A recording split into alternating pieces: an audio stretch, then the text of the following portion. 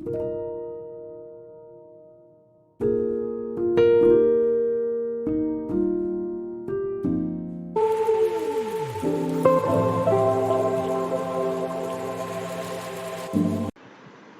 everyone and welcome to Saurabh's classes. This is Ashmita and today we are going to solve questions based on the UPSC 2022 paper 1. So are you all interested to solve these questions because you all are targeting for bigger jobs, right? So UPSC IAS is that kind of examination where lakhs of people are preparing and they are giving this examination. So every year there is so much of competition, right? So this examination you see just got finished a few days back, and here I am presenting you the questions, the answers, the explanation I would be providing you, which are the correct options and why are we choosing them. So let me tell you, if you really want to prepare well for the examination, you shouldn't be sitting on that couch and just watching Netflix. It's better to just open the latest question paper and start solving it, because many of you don't even know that what kind of questions do come over here. You all think that you will get general knowledge questions and there are English related questions, but it's not basically that. You will get questions from every sphere of the earth. So you need to go through each of these fields, even if you are not from that field, right? So here I'm going to present you only 5 questions, because as I have told in my previous videos also, that I'm not going to tell you all the answers and all the explanations in one class, because it's going to be too elaborate, which won't be good for your health, right? So you need to understand each of these in a bit detailed manner. So you should be following 5 questions in each class. That would be more than enough for you all. So just follow 5 questions in each of my video lectures and you will come to know how to answer, how to pick up the correct answers within the multiple choices, and at least to get a bit of knowledge, just what kind of questions can come, especially that, okay? Because only mugging up won't help you. So let's start solving the paper for 2022 UPSC. Alright, we are solving 2022 UPSC paper 1. This paper is based on general studies. Those of you who have already given and are experienced in giving this examination must be knowing it, that this is from paper 1, the preliminary section of the UPSC paper. Let's start with question number 71. We are going to solve from question number 71 till 75 we are going to do in today's class. Alright, let's come back to the question. In India, which one of the following compiles information on industrial disputes, means problems in industries, and closures, retrenchments, and layoffs in factories employing workers? Okay, so they are talking about some yes, so the organization, the names are given, who controls all these stuff. The problems are mentioned over here, who controls all these things, okay? So tell me which organization does this. Think on your own for some time and tell me which of these organizations controls these activities. Now your answer would be Labor Bureau. Okay. Labor Bureau takes care of all the industrial disputes, all the closures, all the retrenchments, all the layoffs in factories employing the workers. Answer is number C. Let us move over to the next question. It says, in India, what is the role of the Coal Controllers Organization, that is CCO? Okay, they have given 4 statements, that is CCO is the major source of coal statistics in the government of India.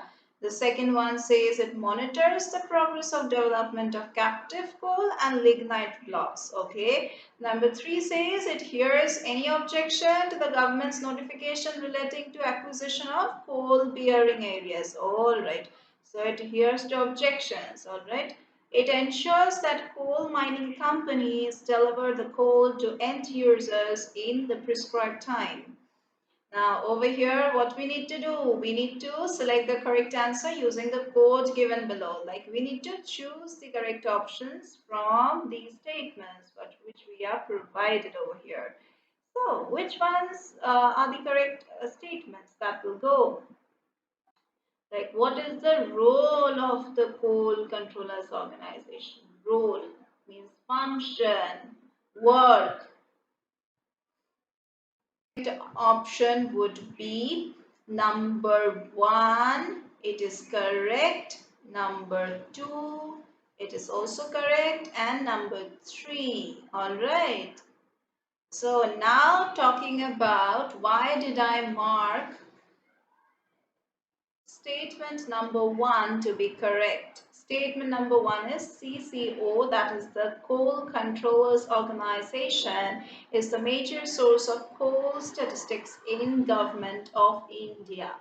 So coal controller has been made the statistical authority, all right, with respect to coal and lignite statistics, and entrusted with the responsibility of carrying out the annual coal and lignite survey and publishing of the provisional coal statistics and coal directory of India. It is definitely the major source of coal statistics in the government of India.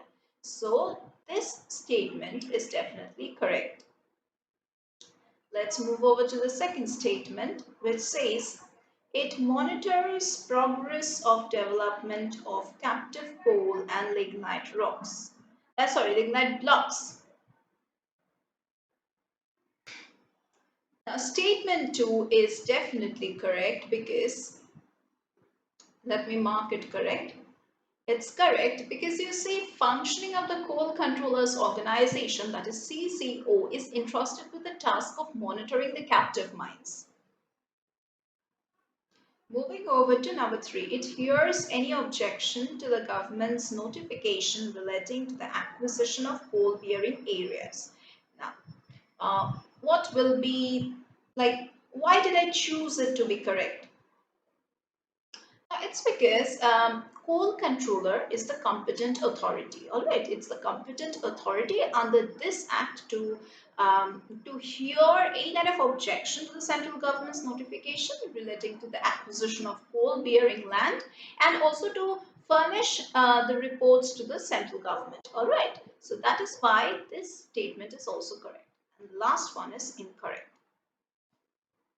So we are going to find out in which option does these three numbers shown. So over here we are going to find out where can we get all these three numbers. Yes, got it. That is in number A.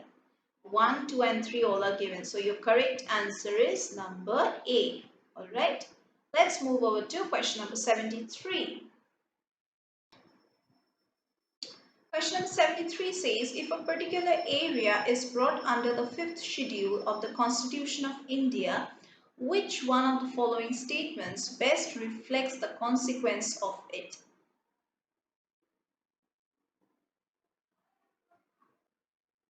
Number A says, this would prevent the transfer of land of tribal people to non-tribal people. Second one says, this would create a local self-governing body in that area. Number C says, this would convert that area into a union territory. Number D says, the state having such areas would be declared a special category state. Okay, so which of these are which statements are best, which reflects the consequence of the area which is brought under the 5th schedule of the Constitution of India? Okay. Let us consider option A once.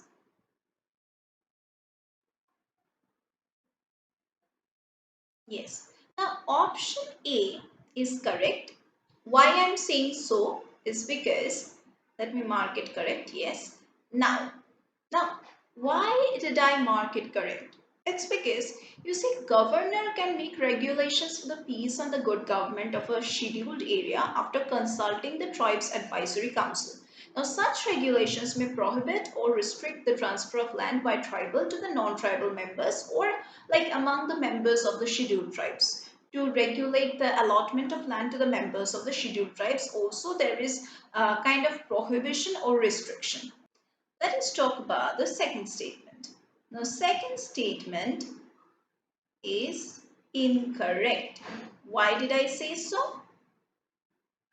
Now, second statement is incorrect. This is because the Tribal Advisory Council is an advisory body and not a governing body. But they have, see over here mentioned, it's a self-governing body, which is not correct. Let's move over to number C. This would convert that area into a union territory. No, this is wrong. The the last point says the state having such areas would be declared a special category state. No, this is also wrong. So your correct answer would be number A. So number A is your correct answer. Let us move over to the next question. That is question number 74. The first statement says that India Sanitation Coalition is a platform to promote the sustainable sanitation and is funded by the Government of India and the World Health Organization. Second one says the National Institute of Urban Affairs is an apex body of the Ministry of Housing and Urban Affairs in Government of India and provides innovative solutions to address the challenges of the urban India. Now, over here, what's our question is, which of these statements given above is or are correct? Now, over here, both the options are incorrect. Why? Now, talking about the first statement, why did I mark it incorrect? It's because the ISC, that is the India Sanitation Coalition. See, I'm marking it India Sanitation Coalition. I'm talking about this one, that is India Sanitation Coalition. This is a multi-stakeholder platform that brings together the private sector, the government sector, the financial institutions, the civil society groups, the media, the donors, the bilateral, the multilateral experts, etc., to work in the sanitation space to drive the sustainable sanitation through a partnership model. All right. So therefore, here the statement is obviously incorrect. Let's move over to the second statement. Now, the second statement is also incorrect. Why? Because the National Institute of Urban Affairs, that we call it, okay, I'm talking about this one, let me mark it, that is the National Institute of Urban Affairs. It's actually, it's one of the India's leading national think tank on on urban planning and development. So, as a hub for generation and dissemination of cutting edge research in the urban sector, NIUA, that is National Institute of Urban Affairs, this seeks to provide innovative solutions to address the challenge of a fast urbaning India. So you see, it is against this backdrop that in 1976, what happened? This National Institute of Urban Affairs, this was appointed as an apex body, all right, to support and to guide the government of India in its urban development plans. Now, since then, it has worked closely with the Ministry of Housing and Urban Affairs alongside the other government and the civil sectors, just to identify the key areas of research to address the lacunae in the urban policy and planning. So, your correct option would be number D, that is neither 1 nor 2 is correct. Okay, both of them are incorrect. Let's move over to the last question for today's class.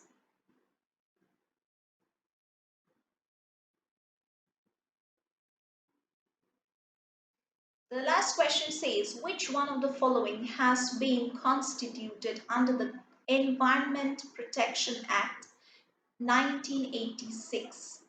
Now, here let us talk about the options. Now, your correct option would be number C, that is Central Groundwater Authority has been like constituted under the Environmental Protection Act of 1986 to just take over, look after it. Okay.